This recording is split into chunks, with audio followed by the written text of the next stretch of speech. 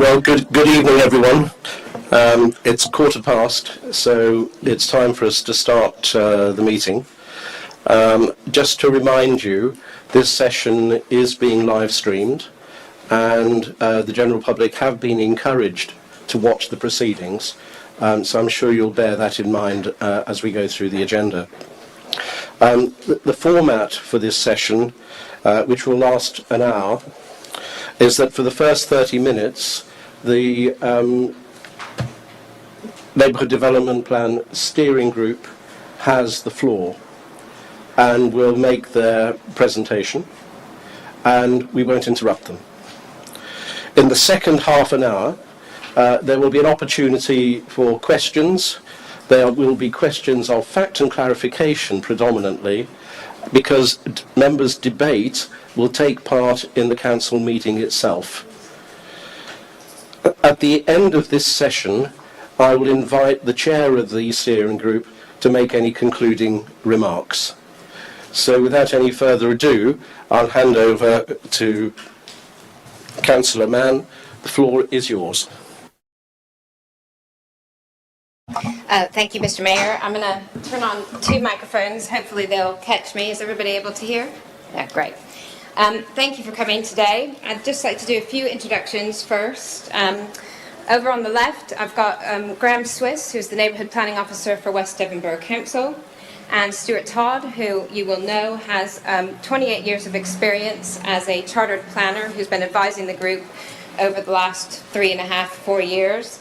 And he's going to be answering planning questions because I am not a planner. He's actually a member of the Royal Town of Planning Institute and served as the Southwest Regional Management Board as a joint honorary secretary. And he's also a member of the Town and Country Planning Association. And really why we've selected him is simply to do with the fact that he's one of the people that has done town plans as opposed to neighbourhood plans for smaller villages. So his experience has Teignmouth and Penzance and things like that. I also have at the back of the room, and I think just this is really important, we have a whole group of community members who've been on the steering group with me and have probably been the most consistent people turning up day in, day out, working on behalf of the community to translate the vision into what Tavistock needs for planning in the future. And that is, if you could just stand up when I say your name. Gemma Loving. She's an architect. She's actually works for an architecture company, so she helped specifically on the design guide and did an amazing job with that. Janice Sanders, who you will all know from the bid management company, who's been keeping our businesses informed. And Stuart Honey here, who is my slide man tonight, and also is great with AI, which he's used to help us figure out things in the plan. Ian Wright, who is our community leader and has been working on that aspect of the plan. Dr. Sharon Getty, who is our environment lead for the plan. I don't see Trev at the moment, so I won't introduce him. And unfortunately, we were not able to be joined by Kit Harbottle, who has been our transport policy lead. She's away for her holidays in another country. And Sue is not able to join us today, but she has sent me an email today with her thoughts as well. So hopefully she might be able to tune in online. So thank you for everyone for attending. Thank you to those online who have tuned in as well. Just for your information, the slides I'm using today I'm going to upload to the plan website following this presentation so that they'll be available to all members of the public as well. And really, I just want to say this is such an exciting moment for the town council and for the town. We have reached the point at which our neighbourhood plan is actually going to begin to take on planning weight. At this time, submission of the plan, including the design code, will move the plan one step further to becoming a made plan. It's really important in the context of what's happening today, right now actually, in fact, around planning and planning laws changing in the national planning policy. The format today is I'm going to spend the first part going through a little bit of the background of actual what a neighborhood plan can do, where it sits within the development plan as a whole, and what it is supposed to be doing for us in our plan in Tavistock. Finally, you've heard we're going to have a chance to talk to the planning experts who can give you any answers to planning questions that have been raised. I know there's been lots of correspondence back and forth about various aspects of a particular policy. The development plan today, so this is a picture of how planning kind of works in our country. At the top we've got national planning policy. It sets the standard for what needs to happen. That's, as you've heard today, sustainable development. We need to be building. We certainly need to be building more homes as a nation. There are people who need homes, and that process is going to be under review under the new government. Underneath that, we have a brilliant joint local plan. A local plan is a strategic planning document. It actually does the housing allocations. It tells you where you're going to actually have the houses come forward in a whole area, and looks across the need, not locally, not Tavistock based, but across the plan area. And that's in place right now, and basically that is how all of our developments are being decided currently, is just under the joint local plan with no other guidance. We, as a town council, in that little bottom triangle, what you'll see is we have no neighbourhood plan, so all we have as a say is our opinion on each planning application. We're asked to give an opinion. We can object, we can support, but that doesn't carry the weight of anything more than the actual opinion of anyone else who has commented. Okay? So that's our current state of play. Next slide, please. Now, this is what our development plan is going to look like after the Tavistock plan is made at referendum. We will have filled in that lowest tier of the planning policy with the policies, evidence, and opinions that have been voiced by hundreds of residents over the last 3 years who've taken part in the consultation. Our plan has to conform to national planning policy and the local plan, and what it does is it provides details specific to Tavistock. Once made, it will actually have to be considered by planners in determining whether development is sustainable in Tavistock. The Town Council will continue to be consulted on applications as it is now, but once the plan in place, Tavistock will already have had a say on that planning application before it reaches the Town Council, because they will have had to look at our neighbourhood plan. National policy proposals currently indicate that neighbourhood plans will still have an important role to play in housing development locally, particularly with regard to quality placemaking. This is why the most meaningful thing that we can do as a council right now is progress this plan to becoming a made plan. Next slide. This is our vision for Tavistock. You'll have seen this several times. In fact, probably 4 or 5 as a town council. And it is something that has been created jointly with the community throughout our consultation period. The Neighbourhood Plan Steering Group was intentionally weighted to be community-led. That's because the focus of neighbourhood planning is making sure that the local community has a say, instead of simply local planners making the decision about the town's priorities. To quote Richard Allen, the chairman of the MAC Plan, who provided some initial advice to our steering group, neighbourhood planning is for the people, by the people. Trying to impose your views will fail. Have a committee that represents the community. The views of a dozen greying men will not be representative. This is the vision for our town.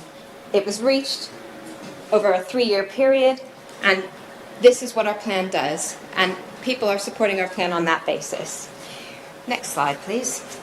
Just to cover what that 3-year period has been, in 2021, the process of neighbourhood planning was outlined to us in Locality's Guide to Neighbourhood Planning. The steering group have basically stuck to that process, as you can see. You'll remember the launch of the neighbourhood plan, where we helped inform the community about what could be achieved through a neighbourhood plan. We had an incredible turnout to get our initial survey delivered, with more than 6,000 hand-delivered surveys from community volunteers. At that point, Devon Communities Together was acting as project manager, and they have produced a fantastic initial survey report that I would encourage you to look through if you haven't already. This data is what then informed the vision, aims, and objectives of the plan. And in 2022, knowing that we wanted to ensure our planning policies were fit for purpose, the steering group applied for a grant so that we could hire Stuart Todd, who has an excellent track record of working with larger town plans to advise the group. Still following the locality project plan, the steering group went back out to the community with draft vision, aims, and objectives over a 3 to 4 month period, which culminated in the highly successful coffee and conversation event with more than 80 residents, including a large contingent under the age of 20, which was quite a win, who came to speak with the steering group about their priorities and to approve the vision. This wasn't the steering group standing at the front of a room like this, telling a group of people their thoughts. This was conversation around a table with evidence and maps and policy ideas being discussed one-to-one with our community. We took the results from that consultation, and last year the steering group did the heavy lifting required to underpin the policies wanted by residents with evidence and to further consult to better understand what people meant in their comments. Then the steering group presented the policy intents to the town council and to the public, consulted informally with various stakeholders, and continued to refine the policies that were the most important to the community. In that process, the steering group has spoken with nearly every organisation in Tavistock, with an NHS, with Devon County Council, with local schools and local transport organisations.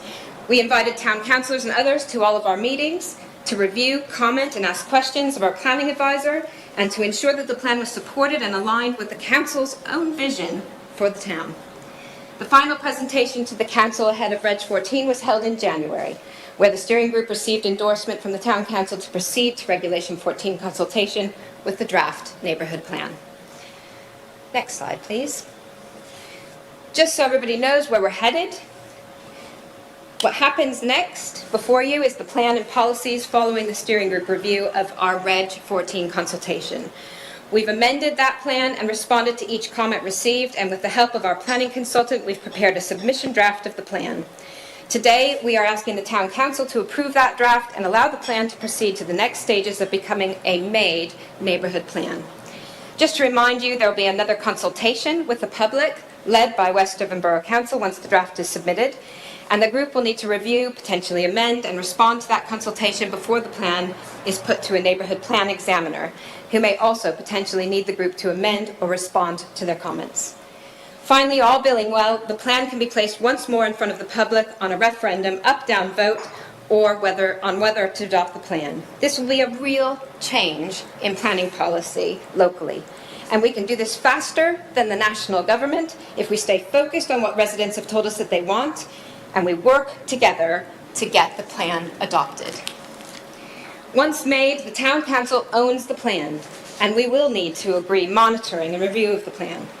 Having the plan in place is the best protection of our character and town, and will reflect the views of hundreds of people who have contributed to the plan over the last 3 years.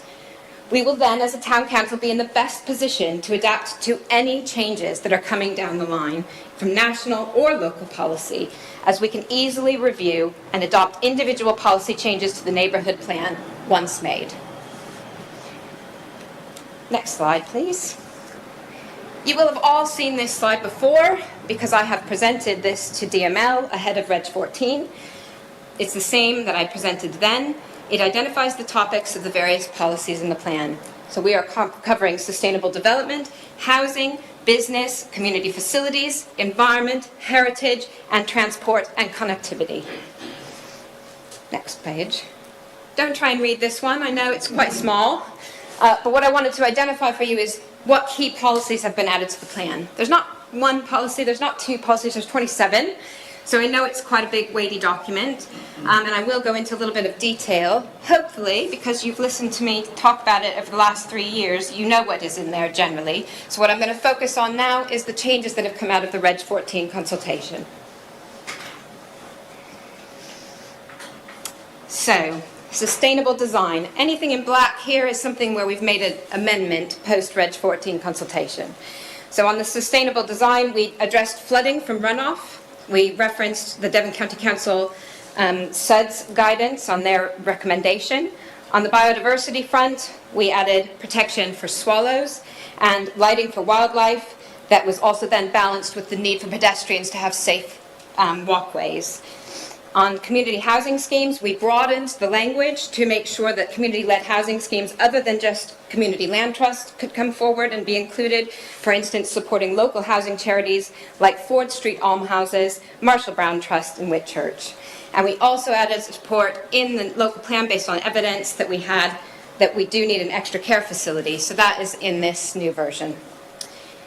In business, we have, despite we had to add a little bit to try and bolster retail, because we know that that's a big area where we're suffering at the moment. So we've added some language within the business section to sort of admit that permitted development rights aren't meeting our needs right here, but despite that, it's our priority as a plan to protect and enhance retail and commercial premises in the town centre to help sustain the local economy.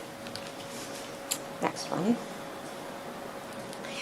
This is our design guide. I just think it's such a beautiful document, and one of the things that I wanted to point out to everyone is it hasn't existed before.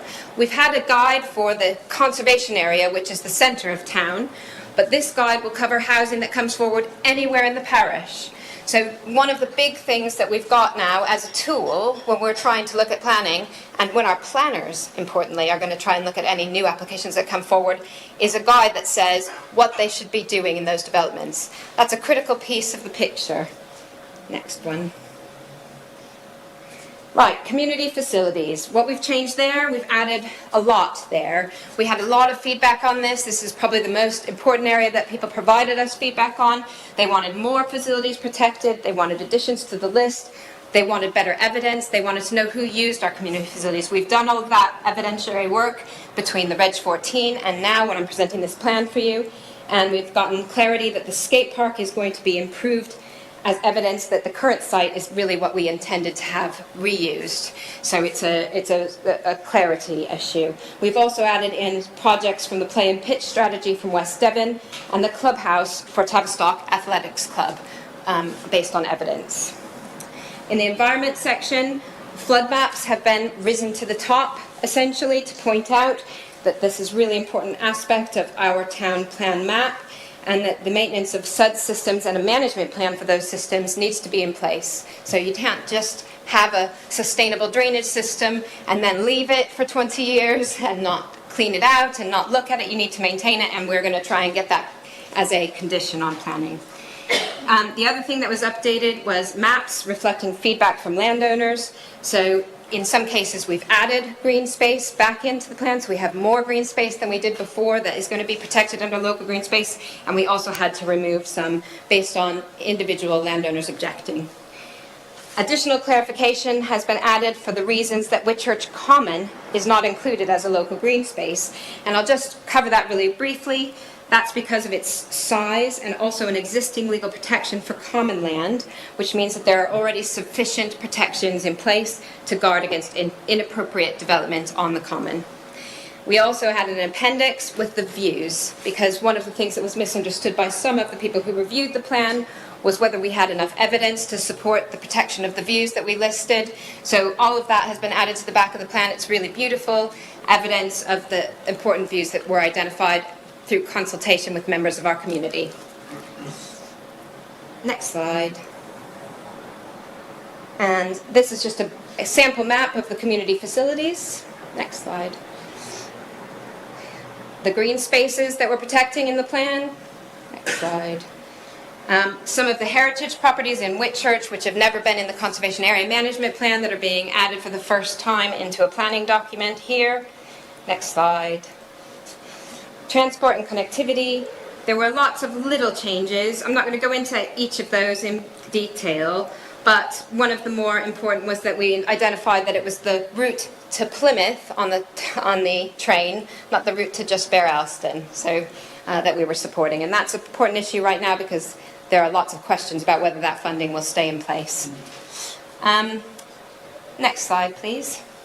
I just want to give you a sample of other people's thoughts on the neighbourhood plan here. These are from individual commenters, also from Transition Tavistock and Historic England. I'll read the Historic England one because it's quite small. You might not be able to see it. We note that the Tavistock Neighbourhood Development Plan itself does not make specific site allocations for development. Furthermore, we cannot detect any obvious cause for concern in the suite of emerging policies. The heritage evidence base is well researched and the policies are carefully framed to protect the heritage. We wish the Neighbourhood Plan Steering Group well with their ongoing work. We look forward to being invited to comment further at the Regulation 16 stage. Next slide, please. There are two other documents that have now been placed on our website that you'll want to look at. One is, they're both required basically by the neighbourhood planning process. One is the basic conditions statement, which it sets out that we have met the basic conditions for our neighbourhood plan to go forward. The basic conditions are that we have to have regard to national policy, contribute to the achievement of sustainable development, and be in general conformity with the strategic policies in the development plan for the local area. Stuart Todd has given the group advice that we do meet the basic conditions in his opinion, professionally. We also have produced a consultation statement. This is also required by the process. And in there, it contains details of all of the people that we have consulted over the last 3 years, but specifically during the Reg 14 consultation. It contains details about how they were consulted, summarizes the main issues and concerns raised by the people consulted, and describes how those were addressed, which is the long spreadsheet of comments, because we did get quite a few comments, and a lot of the comments were very detailed, so there was a lot in there. This is required to show basically that this has been a community-led plan, and it has involved the people of Tavistock, and that we have consulted people locally. We've received advice from West Devon Borough Council and the planning consultant that we have met those requirements. And in fact, as former councillor Pete Squire used to remind me, this has been one of the most widely consulted projects that the town council has done in all of his years on the council. And because of that, the consultation, I feel confident that the plan reflects the will of our community and represents their views. Next slide. This neighbourhood plan reflects the priorities and policies that you, the town council, the people who live, work and care about Tavistock said you want shaping the future development of the parish. At the current time, the one meaningful thing we can do to protect Tavistock's character and have a say in how it develops in the face of changing national planning policy is to submit this plan to West Devon Borough Council and progress the plan to referendum. Next slide. Right, so what happens next? This is the timeline that I've discussed with the neighbourhood planning officer that would be possible. We might be able to get our plan made if we stay on target with our timeline by March or May of next year at a referendum with the town. By doing so, all of the protections that I've just discussed would be in place, the protections that people have told us are the most important in the town. And at that point, if we wanted to as a town, we could add other policies, and having paid attention to all the changes coming down from national policy and from local policy, we can integrate those through a single policy review, or we can actually integrate them through a larger review.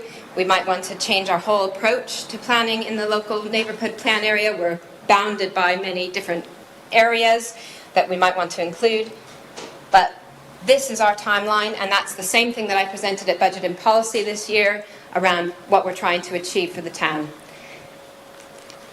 So I'm going to now actually turn to some questions. What I want to establish first is just a few places where the facts differ between what you've been presented by Councillor Parker and the evidence that we've used to justify our local plan. So next slide. Next slide, sorry. Right. Councillor Parker has stated that the overall need for housing in Tavistock is estimated to be up to 1,000 new homes over the next 10 years, including affordable housing for rent and ownership and replacements for stalled developments. But what we know from having asked this question of our plan developers is that housing allocations in Tavistock are 1,261 over the plan period, with 470 completed and 104 under construction, with 687 with permission. I'm just establishing the facts here that we've been told, not arguing the fact. You can argue the fact in the next part. The other statement that we haven't got the same facts on the ground is that the committed supply of housing in Tavistock doesn't match the allocated sites, with a current shortfall of up to 600 homes against the JLP site allocations due to discrepancies in planning permissions and lapsed applications. The advice that we were given by Phil Baker of the Joint Local Plan team was that recent engagement with landowners and developers informed the JLP monitoring figures, and to date, there has been no suggestion that the allocated sites cannot be delivered. Another statement, we just need to be clear that this is not the same advice that we are working from, and they're not the same facts. The overall housing strategy for Tavistock lacks a clear plan, despite significant evidence of the need for new development, particularly affordable housing, which will likely require building outside the built-up area. The implementation of the actual answer that we were given by planners is that the implementation of the strategic policies in the JLP are matters that are the responsibility of West Devon. If pertinent issues arise in the Tavistock area, the JLP area generally, then such matters will have to be addressed at the West Devon level at the current time, because that's controlled through the strategic document of the Joint Local Plan. Councillor Parker has also stated in his facts that settlement boundaries are essential for managing development effectively and preventing inappropriate housing growth in Tavistock, as they help apply policies correctly and protect the countryside. But we have been given advice by planning officers that the JLP offers sufficient protection to safeguard against inappropriate development that may be proposed. Councillor Parker has said that every one of the local plans since 2005, settlement boundaries have formed the basis for West Devon Borough Council's development policies, and that every single one of the MAID NDPs in West Devon defines settlement boundaries. What we've been told is that settlement boundaries are not required under the adopted Joint Local Plan, that the majority of settlements in West Devon do not have a settlement boundary, and not every settlement with a neighbourhood plan has adopted a settlement boundary in West Devon. These are facts. They are not opinions, and that's why I'm stating them here. Councillor Parker has also said that the settlement boundary decision on every one of the responses is inaccurate or badly advised. Well, we've been told by the two planning experts that we've been using and relying on that the steering group have explained the decision not to identify a settlement boundary effectively. So those are the facts that we are looking at. I'm going to turn now, because we have the questions on the table, to the planners, because I am not a planner, and I'm not holding my opinion above anybody else's, because I can't. So we have experts that we've been relying on from 2022 in order to guide us with regard to planning policy that affects Tavistock. So, my first question is the submission draft version of the Tavistock plan fit for purpose and ready to be delivered to the local planning authority, in your opinion, for review?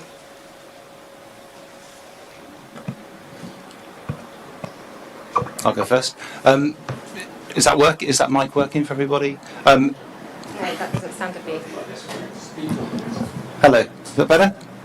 I'll just talk loudly. In my view, yes. I think you've done everything you can. It's not to say at the examination that the examiner may find one or two things that they feel needs amending in the plan. That's pretty normal for almost 99.9%, actually 100% of plans have never gone through without some view of the examiner to improve the plan, perhaps around wording. So.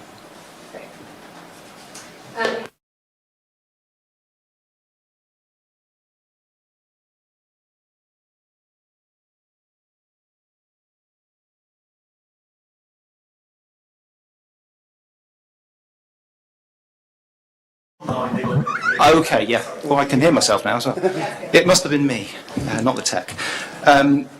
Yes, in my view, it does meet the basic conditions. As I said, examiners will often make remarks in order to make sure 100% that it meets the basic conditions, but that's not unusual. The examiner's there to test the plan and to help improve it so it's usable in the planning system by West Devon Borough Council planning officers.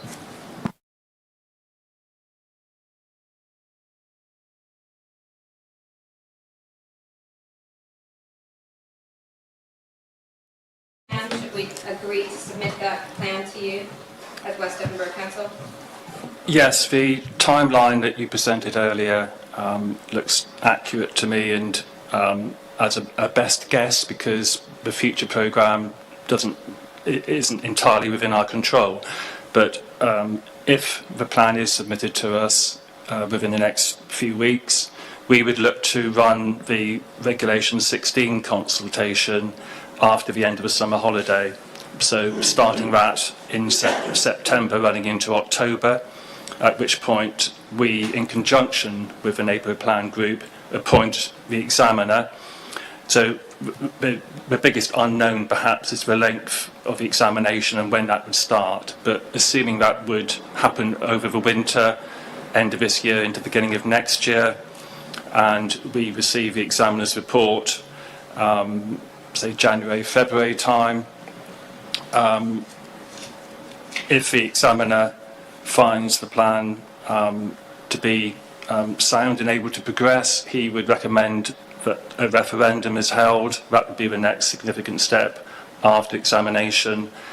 And usually we try and coincide a neighbourhood plan referendum with any other local election going on at the time. So possibly beginning of May if there's another election then. But if we're able to run a referendum before, we wouldn't unnecessarily delay. And then subject to the local community saying yes, that a majority of those who vote approving the neighbourhood plan, it's then a fairly quick process for the borough council to then make or adopt the final plan. So I think the timeline you presented looks to me to be quite accurate. Thank you. The next question I just had was, if the town council wanted to add a policy to the plan after referendum, can it do a single policy or limited policy review of the plan at any time? Yes, certainly that option is open. There's been other examples recently that I've been involved with in South Hams where a made plan has been in place for a little while and the parish council sought to introduce just one additional policy. In another case, a parish council wished to make a couple of extended designations of green space areas, open space areas in the plan.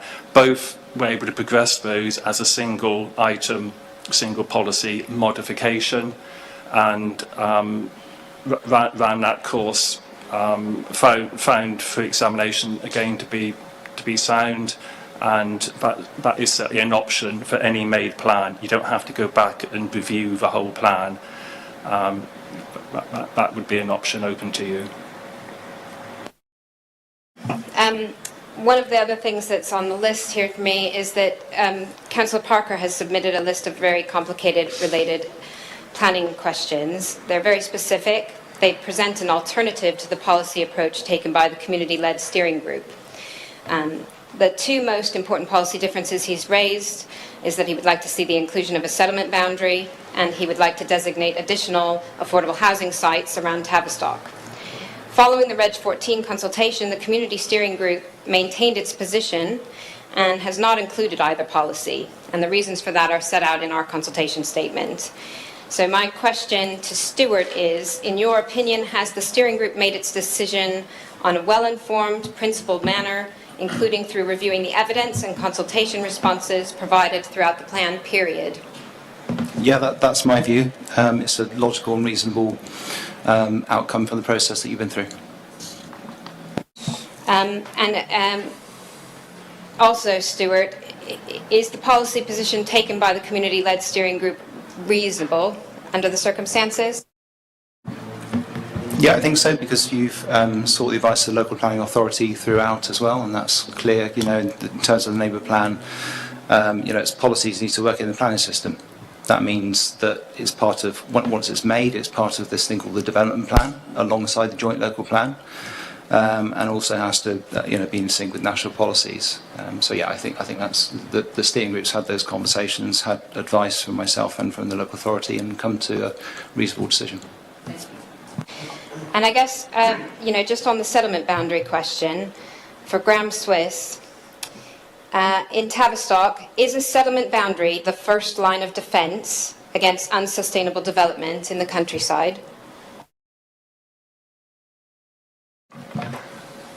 Well, in my opinion, it wouldn't be necessarily. I think it's important to understand is that the joint local plan doesn't require or indeed have any expectation that settlement boundaries will be designated at our main towns and around the villages.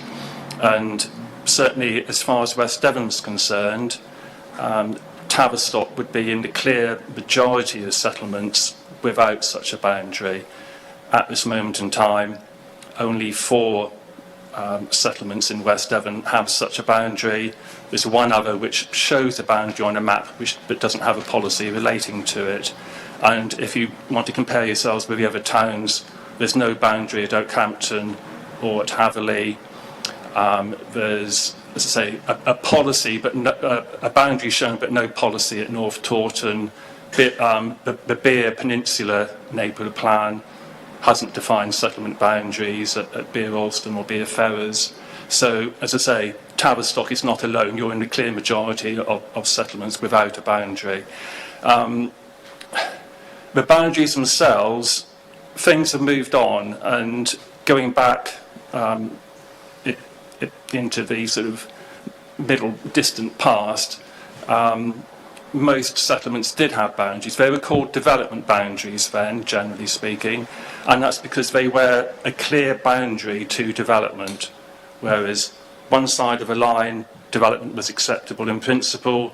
You move from here to there, the other side of the boundary, and development was it's a presumption against.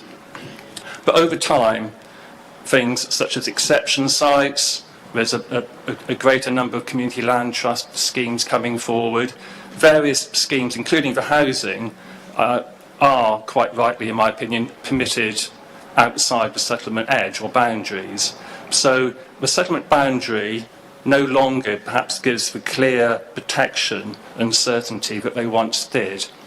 And it's clearly a direction of travel that the previous local plans in both West Devon and South Hams did define settlement boundaries. In our current joint local plan, we don't. And that plan was examined, and that approach, that new policy approach, was endorsed by the inspectors. And in practice, that's working very well in the officer's opinion. So there's also some downsides to settlement boundaries I think we should bear in mind. Certainly around the country it's shown that drawing a boundary which is meant to be a firm boundary on the ground, doesn't always work in practice, can lead to town cramming. That can increase pressure for development within the boundary, certainly on the settlement edge within the boundary.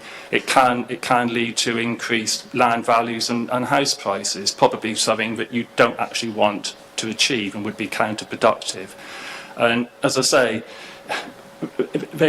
defining a boundary doesn't give any degree of certainty about what may come forward outside. It doesn't stop developers and landowners bringing forward development.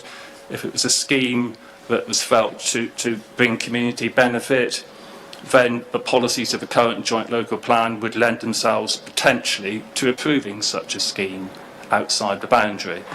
And as I say, it's clearly, I think, also reflects the mood music coming from the new government. We all know, and we've heard it repeated many times, that there is a need for more development, more housing, and the current government is saying it's not a question of if, but when and how. And the approach of not having a boundary does give greater flexibility, and I think that's very much the way planning is going, and I see no reason why Tavistock either should or indeed would want to have a boundary in the neighbourhood plan. In terms of your process, you would have to go back significantly. You would have to justify the methodology for adopting and proposing a boundary. You'd have to consult on that. I'm sure that would raise the spectre of the boundary and what land's in and what land is out amongst landowners and developers. I'm sure there would be a lot of contention around that. It would delay, it would cost money to do it. And then at the end of the day, if you did have a plan with a boundary, again, it doesn't give you an absolute certainty that anything yet land outside couldn't come forward. So I don't really see that it would achieve much in planning policy terms.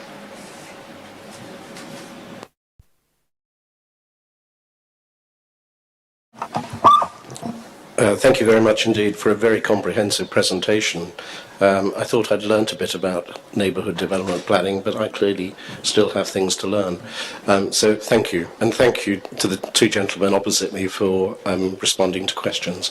Now, members were invited to submit questions in writing prior to this meeting, and only our colleague Councillor Parker did so.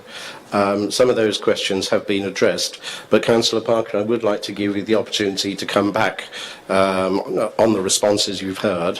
What I would ask, though, is that we try to keep it fairly brief. We've got about 15 minutes left in this session before I ask Councillor Mann to give her closing remarks. And I would like other members to have an opportunity to ask questions if they wish to. Thank you, Mr. Mayor. Are people happy with me staying sat down for this? Thank you. Number one, just as a fact, I have never promoted the allocation of sites in my representations, so please be assured about that. That ship has sailed. I accept that, always have done. Can I ask, there's some really good stuff come out about the meaning of the joint local plan, but was any of the neighbourhood plan team actually involved in the discussions with the inspector about settlement boundaries on the joint local plan? Well, I am the neighbourhood planning team. it's just me, and I've been a strategic planner. Sorry, that was a badly put question. Discussions with the inspector on settlement boundaries in the joint local plan. I've been a strategic planner with South Hams and West Devon since 1986. I've been through many local plan reviews, and I was closely involved and attended most of the hearing sessions at the joint local plan inspection. Thank you. So you'll be aware that the submission draft of the joint local plan contained a policy based on settlement boundaries. When we went into preparing a joint local plan, I think because the previous plans did have boundaries, there was an expectation that that approach might be continued. But through the examination, it was basically dropped from the plan, and the inspectors did endorse the local plan as it was adopted, and that plan does not have settlement boundaries in it. Right. Well, I was involved in all of those discussions. The submission draft contained a settlement plan policy. It's there in the submission draft, and I have it. It referred to the topic paper on settlement boundaries, and that contained a settlement boundary for every village and town in West Devon. The inspector found on a procedural point that officers hadn't consulted on the topic paper at the same time as the local plan, and they couldn't accept that policy. So we found an alternative way around. Now, the advice to the inspector, would you accept I'm reading from the inspector's report? The amended wording refers to development being within the sustainable villages. The plan does not define settlement boundaries. It will be up to neighbourhood plans or other development plan documents to determine what sites are within each settlement. It was very clear that there was an administrative mistake made in the local plan. Inspectors understood that settlement boundaries were key to the local plan, and on advice from officers, and I take your point, you would have been one of those officers, it will be up to neighbourhood plans or other development plan documents. Now, since then, every neighbourhood plan contains a plan labelled settlement boundary or development boundary, and work was started in 2021 on a development document for settlement plans. As far as I'm aware, perhaps you'll put me correct, that no council decision of West Devon Borough Council has abandoned that work. I'm not in a position to comment on that last point because I don't get involved in planning applications, but by and large. Okay. I think the point I would make is going back to the history of the joint local plan very briefly. The plan was adopted in March 2019, so it's been in place, it's been operating well, and had the inspectors had serious issues around the development settlement boundary issue, they could have proposed a main modification to the plan. But as I say, it couldn't have been adopted if the inspectors or indeed the local planning authorities had major issues and concerns around this. The fact is, we've had a joint local plan for 5 years which does not define settlement boundaries, No, and it's been working very well. And just to correct the point, not all neighbourhood plans do define settlement boundaries, and as I mentioned earlier, not all of the but there was only 5 neighbourhood plans adopted in West Devon, and they do not all propose and define a settlement boundary. Well, I beg to differ. I've downloaded every single one of them, and they do. Well, I had it confirmed last week, for example, the evidence is there. in the Beer Peninsula neighbourhood plan, they do not define settlement boundaries. There is a plan. Gentlemen, I'm going to ask you just to pause for a moment because Councillor Mrs Ewings has indicated she wishes to speak. Yeah. The one thing I will say, Graham, and Councillor Parker, no, we're not in Council, Graham, is that when I went to the LGA conference last year, the joint local plan that you helped chair, where you chaired it, you helped write it, is actually held up as an exemplar across the country of a really good joint local plan. Quite right too. So, no, hang on a minute. It is that, but it doesn't have all those settlement boundaries that you're asking for. Nobody in the 5 years has questioned that point. And also, I know of authorities, and I will name them if you wish, that freely admit to plagiarising our plan. So I don't quite see where it's going. I will let you continue.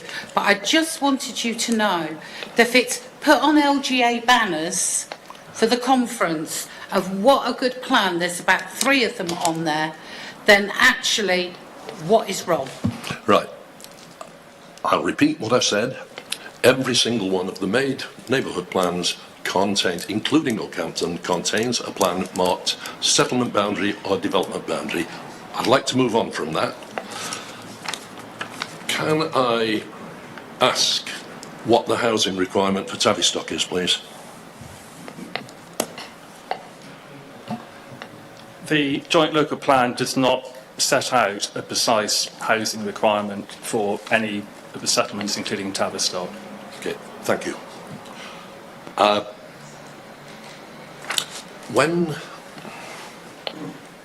When the neighbourhood plan team asked you to give an indicative housing requirement for Tavistock, why didn't you do it?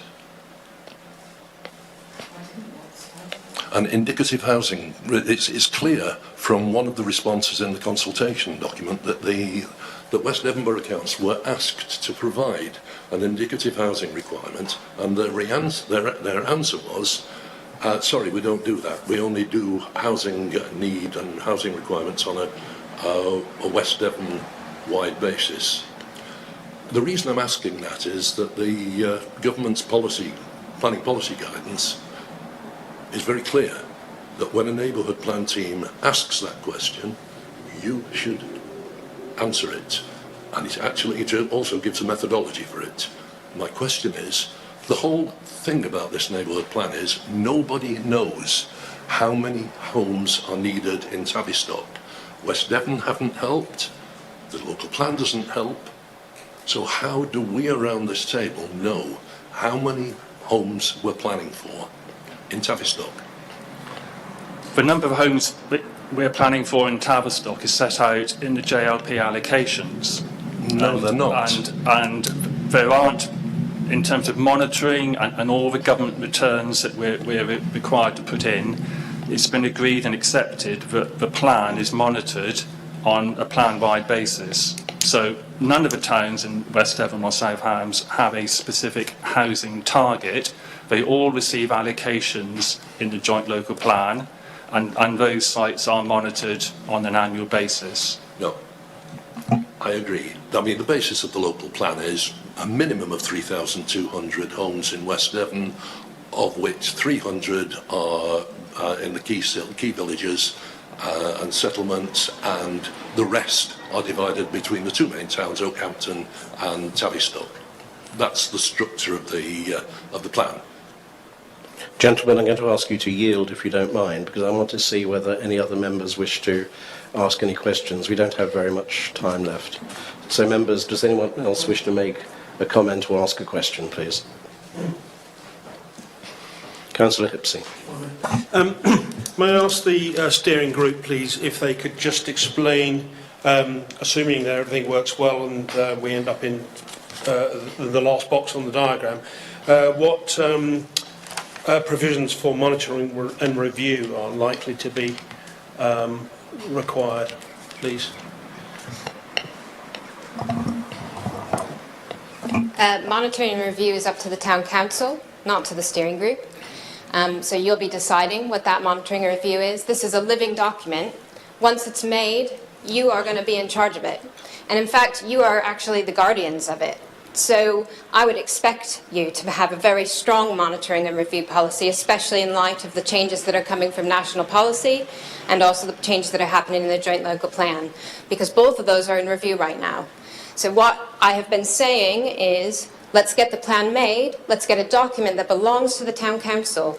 If you're on DML right now, that document is going to be yours. It's your Bible. It's what you're going to be using to shape development in Tavistock in years to come.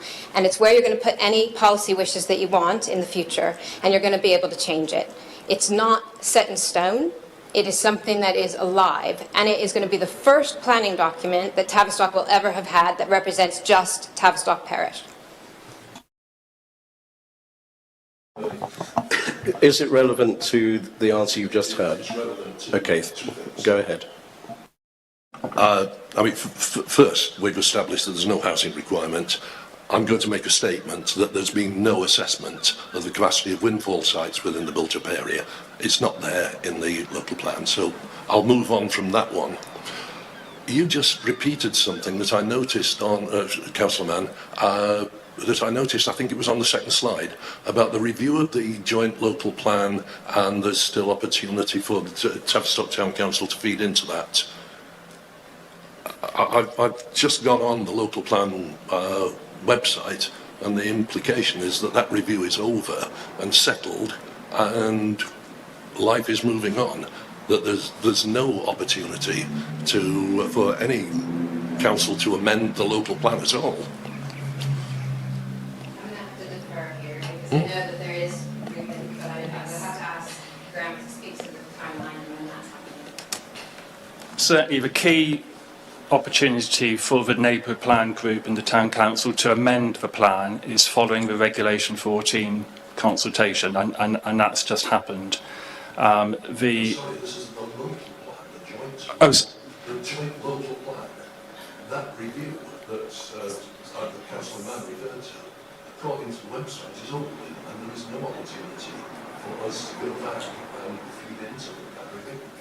No, that was a review which just assessed whether the joint local plan is still fit for purpose in effect, and it was found to be so. We will be undertaking potentially a local plan review process. The reason it hasn't commenced in earnest at the moment is because with all the changes happening at the national level, in terms of housing numbers, plan process, what a plan may contain, etc., etc., we haven't commenced the full new local plan preparation, be it a review of the current joint local plan or preparing a new local plan for West Devon and or South Hams. But that process will happen, but because of the delay in that, due to all the uncertainty, that review was undertaken to ascertain, as it did demonstrate, that the current plan is still effective and in force and still an up-to-date plan. Great. So the review that has been done is not the local plan structure review. I'm going to ask Councillor Mrs Ewings if she would like to put her question or comment. The full review of the joint local plan at like the 5-year stage, which is what we're coming up to, is being organised.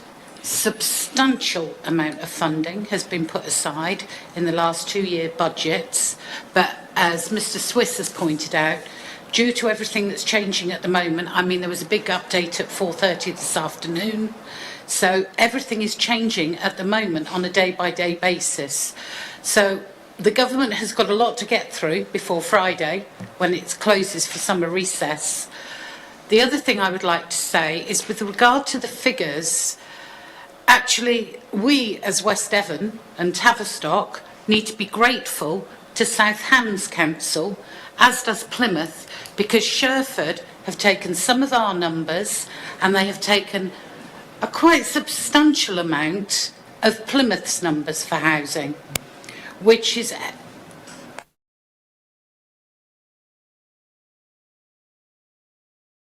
We've only got 5 minutes left. Can I then just one quote? Formal settlement boundaries were not included in the adopted version of the local plan, joint local plan. Rather, it put forward that settlement boundaries should be established by local communities through neighbourhood plans. The settlement boundary is a line drawn around a village that demarcates the built form from the surrounding countryside. Its purpose is to define where planning policies apply in order to prevent encroachment on surrounding countryside. Inside the settlement boundary, any development must meet normal planning legislation. Outside the settlement boundary, development will only be supported where it can be delivered sustainably and meet a proven local housing need. Now, I was criticised for saying something very similar to that in Councillor Mann's introduction. I hope, Mr Swiss, that you recognise that, because that's the evidence that West Devon Borough Council gave to the MAC assessor only a couple of years ago. Precisely what I've been saying about the purpose and nature and effect of a settlement boundary. And Councillor Mann would like to respond. I'll let Graham. Graham. In the case of that particular neighbourhood plan, with Milton Abbott being the main settlement there, there's an expectation in the joint local plan that the key sustainable villages will accommodate more development, and the joint local plan doesn't allocate the sites for those, but it gives an overall allocation of 550 dwellings across those settlements. For Milton Abbott, there was an indication that they should accommodate in the region of 20 dwellings, and that's why in those particular cases for those villages there is not a requirement but an expectation that if they produce a neighbourhood plan they would take that indicative number on board, and I think that's the context for the MAC plan examiner's comments. That doesn't apply to Tavistock because the joint local plan does the job of allocating sites for development, which, as I say, it doesn't do in the main villages. So there's a clear different contextual position for Milton Abbott as opposed to Tavistock. Thank you. I think we're going to have to leave that there. I'm going to just take Chairman's privilege and ask just one question, and that is that what impact do you think the Deputy Prime Minister's announcements at lunchtime today will have, if any, on the neighbourhood development plan, the emergent neighbourhood development plan? We're led to believe that she's going to want 1.5 million houses built over the next 5 years, that she is looking at grey sites in green belts, that there's going to be a completely different way of assessing housing need. Does any of this impact on the neighbourhood development plan? I can give you a non-local authority professional planners, chartered town planners perspective. Part of the answer is who knows, because the devil's in detail. The headlines are, as you say, around green grey belt, that doesn't affect you here, and also around high housing numbers. We're yet to know what that means. Previous governments have set high targets as well, and so they'll change the housing methodology and put requirements onto local authorities which haven't emerged, or something's happened. There's a lot of water to go under the bridge yet. It's a very, very difficult issue that doesn't just involve local authorities but the private sector as well. Developers will have a big say. So I think we have to wait and see, but I think the critical thing from a neighbourhood planning perspective is that, well, two things. Neighbourhood plans are still in. There was some doubt pre-manifesto that they might be taken out of the NPPF altogether. They're not. So you've still got the right mechanism in place. And secondly, as has already been reflected, there's an opportunity to review. One of those triggers may well be a change to national planning policy if it affects your plan and its policies, whether or not that affects West Devon's plan or policies. So flexibility is the key, but I think the proof will be in the pudding. I think let's wait till the autumn, see what the responses to the consultation on National Planning Policy Framework say. The government will need some time to come back on those, and hopefully, I don't know, can't remember what timetable they set in place, but hopefully by the end of the year we'll have a bit more clarity in terms of what certainty, even if the technical stuff around housing methodology for local authorities is still rumbling on in terms of discussions. So it's a bit of a watch this space. I'm a planner, I never say yes or no. So, and as ever, that's the case here. Thank you very much. So at this point, I'd like to give the final word to Councillor Mann.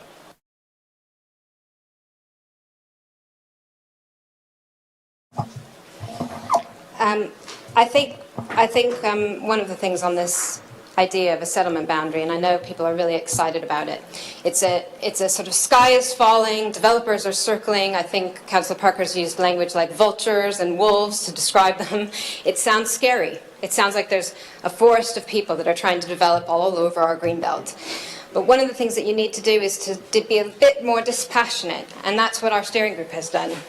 This is what Sue Spackman sent me this afternoon.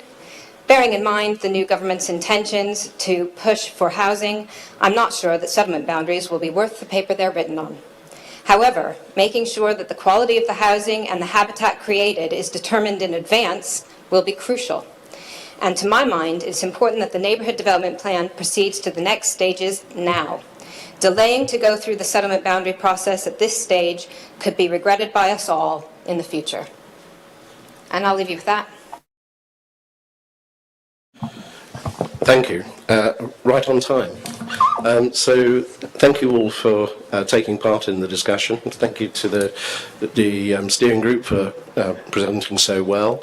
We'll now draw this to a close, and we'll rearrange the furniture, so to speak, and we'll organise ourselves ready for the full council meeting, which will be starting in about a quarter of an hour. And as usual, I haven't done my thank yous.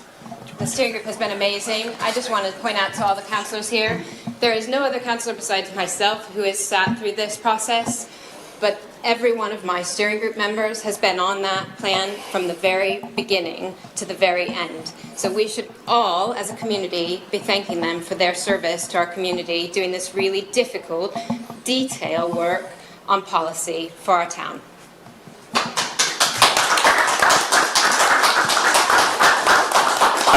And finally, could I just say to our visitors, the meeting of full council is in open session. You're very, very welcome to stay and see what happens if you wish.